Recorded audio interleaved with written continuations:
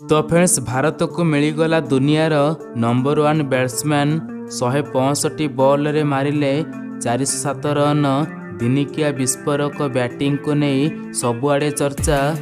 तेबे वर्तमान एवं 165 बॉल रे 407 रन मारी विस्फोरक बैटिंग को नहीं चर्चा सृष्टि होती। तेबे यार भितर T20 विश्वकप 2022 भारतीय टीम यात्रा शेष होती। सेमिफाइनाल रे 10 विकेट शोचनीय परास्त पर दल विश्वकप बाहरी जाइए। मैच पर टीम इंडिया अधिनायक रोहित शर्मा भावुक हो पड़ते। तेबे ड्रॉक आउट रे तांको जैकि भावुक अवस्था देखा मिलता। पराजय पर रोहित शर्मा कांदुथिबार नजर आसाला।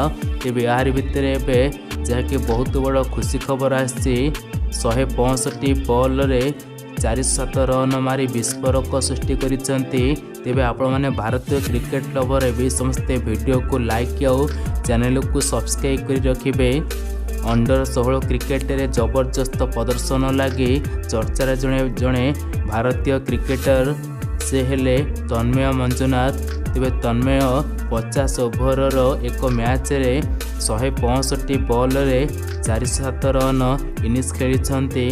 से 48टा चौका और 24टा छक्का से मारी एपरिक से इतिहास रचि कहुच्छी। ये इनिंग्स को देखि क्रिकेटर भारी भारी प्रशंसा करुछंती।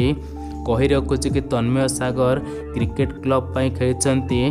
तेबे श्रीनगर में 50 ओभर इंटरस्टेडियो को टूर्नामेंट खेल। टूर्नामेंट रे से भागदायी भाव NSC टीम पाई खेली 407 रन विस्फोरक इनिंग्स खेली। एथिरे दल 50 ओभर 583 रन स्कोर कर।